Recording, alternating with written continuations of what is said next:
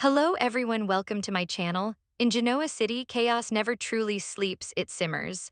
And on this explosive week of the young and the restless, that simmer was about to boil over in a way no one saw coming. Nick Newman had not been sleeping, not really. The dark circles under his eyes told the story long before he opened his mouth.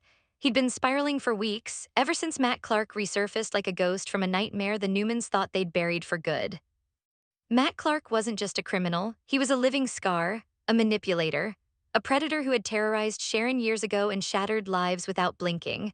The fact that he was back in Wisconsin and somehow circling Genoa City's orbit again made Nick's blood run cold. But what made it worse? Adam knew. Adam Newman stood in the shadows of Newman Enterprises, watching his older brother unravel piece by piece. He had that calculating look in his eyes, the one that meant he was thinking 10 moves ahead. Nick stormed into Adam's office without knocking. Tell me it's not true. Adam didn't look up from his tablet right away. He let the silence stretch, a tactic he'd mastered from their father. Good morning to you too. Nick slammed a folder onto the desk. Surveillance photos spilled out grainy images of Matt Clark stepping out of a rundown motel 2 counties over. You knew he was back. Adam's jaw tightened. I heard whispers. You heard whispers, Nick barked. This man terrorized our family, he went after Sharon, he destroyed lives, and you're just sitting on whispers. Adam finally stood, calm, measured. I was verifying. Nick paced like a caged animal. Verifying what? That he's breathing, that he's planning something. Adam stepped closer, lowering his voice. He's not just back, he's digging. Nick froze. Digging into what? Into us. The word hung in the air like smoke. Adam explained that Matt had been asking questions about Newman's security protocols, about Sharon, about past legal loopholes. Nothing concrete, just enough to raise alarm bells. Nick's fists clenched. He's not going near Sharon, not again. There it is, Adam murmured, that look. What look? The one that says you're about to do something reckless. Nick's voice dropped into something dangerous, if he so much as breathes in her direction. What? Adam interrupted softly. You'll what, Nick? Silence. And then Adam delivered the line that would change everything. Maybe you should end it. Nick stared at him. Adam didn't blink. You've tried the legal route before, restraining orders, police reports. He slips through cracks. Men like Matt Clark don't stop until someone makes them. You're suggesting I kill him, Nick whispered. I'm suggesting, Adam said carefully, that you consider how far you're willing to go to protect the people you love. Nick's chest heaved. Adam wasn't shouting, he wasn't commanding, he was planting a seed. And Nick, already unstable, already angry, felt it take root. Later that evening, Nick sat alone at the tack house. The whiskey burned going down, but it didn't quiet his mind. Images of Sharon crying years ago, of Matt smirking in courtrooms, of the justice system failing them again and again. His phone buzzed. An unknown number. Nick hesitated before answering. A distorted voice filtered through, still playing Hero Newman. Nick's blood ran cold. Oh, Matt. A low chuckle, miss me. Stay away from Sharon. Oh, I plan to see her, Matt replied casually. We have unfinished business. The line went dead. Nick stood so fast the chair tipped over. He drove straight to Newman Enterprises. Adam was still there. Nick didn't bother with preambles, he called me. Adam's expression darkened. What did he say? That he's coming for Sharon. Adam's jaw tightened, then we escalate. Nick looked at him sharply. We. You think I want him roaming free? Adam shot back. You think I'd let someone threaten this family? Nick hesitated. Adam stepped closer, voice low and intense. This isn't about revenge, it's about prevention. You're twisting it. No, Adam said, I'm being realistic. Nick paced again. If I go after him. You won't get caught, Adam interrupted smoothly, not if you're smart. The implication was clear. Adam had thought this through. Nick stared at his brother. Why are you doing this? Adam's eyes flickered, something unreadable passing through them, because sometimes the law isn't enough. But beneath the calm exterior, Adam had his own storm brewing. He remembered being the black sheep, the one blamed for everything, The one expected to cross lines the others wouldn't. For once, he wasn't the unstable one. Nick was. And that scared him. The next morning, Sharon noticed immediately that something was off. Nick barely listened when she spoke. His answers were short, distracted. Nick, what's going on? Oh, nothing. She touched his arm. Don't lie to me. He looked at her, really looked at her, and saw the vulnerability Matt once exploited. He called, Nick admitted. Sharon's face drained of color. What did he say? That he wants to see you. Her breath caught. He can't. I won't let him, Nick said fiercely. Nick, Sharon whispered, don't do anything stupid. Too late. Because Nick had already made a decision. He tracked Matt's last known location, a rural cabin outside town abandoned off the grid. Adam insisted on coming. I don't need a babysitter, Nick snapped. I'm not babysitting, Adam replied. I'm making sure this ends the right way. They drove in silence. The tension in the car was suffocating. Adam glanced at his brother. Nick's knuckles were white on the steering wheel. Once we do this, Adam said quietly, there's no going back. Nick didn't respond. When they reached the cabin, lights glowed faintly through the windows. Matt was inside. Nick stepped out of the car before Adam could stop him. Oh, Nick. But he was already marching toward the door. Adam followed, heart pounding. Nick kicked the door open. Matt stood near the fireplace, smirking as if he'd been expecting them. Newman brothers, he drawled, how touching. Nick lunged first. The punch connected hard, sending Matt crashing into a table. Adam shut the door behind them. What do you want? Nick shouted. Matt laughed even as blood trickled from his lip. Just conversation. Oh, you threatened Sharon. She and I have history. Nick grabbed him by the collar. You stay away from her. Or what? Matt taunted. Adam stepped forward, voice dangerously calm. Or this ends permanently. Matt's eyes flicked between them. You'd really do it, he sneered. Kill me. Nick's breathing grew ragged. Adam watched carefully. This was the moment. The line. Nick's hands trembled. The air inside the cabin felt thick enough to choke on. Nick's grip tightened around Matt's collar, his knuckles brushing against the man's throat. For a split second, everything else faded. Adam, the cabin, the world beyond those four walls. It was just rage. Years of rage. You think you can just walk back into our lives? Nick growled. Matt's smirk faltered slightly, but only slightly. I never left your head, Nick, that's the problem. Adam moved subtly to the side, positioning himself where he could see both men clearly. His heart pounded, but his face remained composed.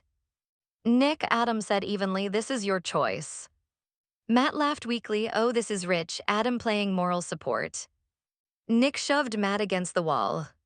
Say her name again, Nick warned. Sharon, Matt whispered mockingly. Nick's fist shot forward again. Adam stepped closer. He wants you unhinged. Nick ignored him. Matt coughed, struggling for breath now. You won't do it. Try me. You're not built like your brother, Matt taunted. You don't have the stomach. Adam's eyes narrowed. Nick's hand drifted not to a weapon but to Matt's throat again. Adam saw the shift. This wasn't about intimidation anymore. This was crossing into something irreversible. Nick, Adam said sharply. Nick didn't look at him. If you kill him, Adam continued, you don't just protect Sharon, you destroy yourself. The words hit. Nick hesitated. Matt saw it and laughed again, breathless. See, he can't. Nick's vision blurred with fury. You terrorized her, Nick said, voice cracking. You made her question her own sanity. And you failed to stop me, Matt shot back. That did it. Nick lunged again, but this time Adam grabbed him. Oh, enough. Nick struggled to let go. This isn't justice, Adam barked. This is exactly what he wants. Nick froze. Matt sagged against the wall, coughing. Adam released his brother slowly. Walk away, Adam urged quietly. We can handle him another way. Nick stared at Matt, breathing like he'd run a marathon. You call the police, Nick said hoarsely. Matt smirked again. On what charges? Adam stepped forward, harassment, threats, violation of parole. Matt's eyes flickered, there it was, fear. You've been sloppy, Adam continued coldly. You think we don't have recordings, evidence. It was a bluff. But Matt didn't know that. Nick caught on instantly. Adam wasn't pushing him to kill. He was pushing him to confront the darkness and choose differently. Matt glanced toward the door. You don't get to run, Nick warned. Oh, I'm not running, Matt replied. I'm relocating. But the confidence in his voice had cracked. Adam pulled out his phone and dialed. Yes, this is Adam Newman. I need officers at. Matt bolted. Nick instinctively moved to chase, but Adam grabbed his arm again. Let the police handle it. You're just going to let him. Trust me. Minutes later, sirens wailed in the distance. Matt was caught halfway down the dirt road. As officers cuffed him, he shot one last venomous look at Nick. This isn't over. Nick stepped forward. It is for you. When the squad cars disappeared, silence returned to the cabin clearing. Nick leaned against the car, exhausted. Adam joined him. You set me up, Nick muttered. Adam raised an eyebrow. Excuse me. You pushed me. You wanted to see how far I'd go. Adam didn't deny it immediately. I needed to know, he said finally. I know what? If you were going to become him. Nick stiffened. Adam's voice softened. You've been on edge, drinking more, losing control. I wasn't pushing you to kill him, Nick. I was pushing you to confront what you were becoming. Nick looked away. Matt thrives on chaos, Adam continued. If you'd killed him, he would have won. Nick exhaled slowly. Did you ever actually consider it? Nick asked. Adam hesitated just long enough. I've considered a lot of things in my life, Adam admitted, but tonight wasn't about me. Back at the ranch, Sharon waited anxiously. When Nick walked in, she rushed to him. What happened? He's in custody, Nick said. Her shoulders sagged with relief. Oh, you didn't. I know. She touched his face gently. I was scared you would. So was I, Nick admitted. Across town, Adam stood alone in his penthouse, staring out at the city lights. He replayed the moment in the cabin, the look in Nick's eyes. It had been close. Too close. For all their rivalry, Adam understood something fundamental. The Newman men carried darkness like an inheritance. Victor wielded it like a weapon. Adam had once drowned in it. And now Nick had brushed against it. Adam poured himself a drink but didn't sip it. He thought about Matt's parting words. This isn't over. He knew better than anyone that threats didn't die easily.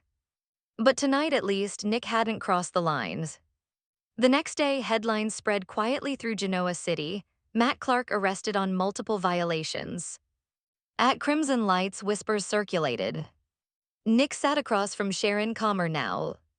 I almost did something I couldn't undo, he admitted. But you didn't, she said softly. That's because of Adam. Sharon blinked in surprise. He stopped me. She nodded thoughtfully. Maybe he's changing. Nick wasn't so sure. Because when he later confronted Adam at Newman Enterprises, there was still that calculating gleam in his brother's eyes. You manipulated me, Nick said bluntly. Adam shrugged slightly. I guided you. Into almost committing murder. Into facing yourself. Nick studied him. Why do I feel like you were testing me? Because I was, Adam admitted. And you passed. Nick shook his head. You don't get to play puppet master. I didn't pull strings, Adam replied evenly. I handed you the knife. You chose to drop it. Silence lingered between them. For the first time in a long time, there wasn't just rivalry in the air. There was understanding. Fragile, uneasy, but real. As night fell over Genoa City, one thing was certain. Matt Clark might have been the catalyst. But the real battle had been internals. Nick had stared into the abyss and stepped back. And Adam. He had proven that pushing someone to the brink didn't always mean pushing them over it. Sometimes it meant forcing them to see the edge clearly enough to walk away. But in Genoa City, peace was never permanent. Because darkness always waits for another opportunity. And the question lingered like a shadow over the Newman empire. Next time chaos comes knocking, will Nick choose restraint again?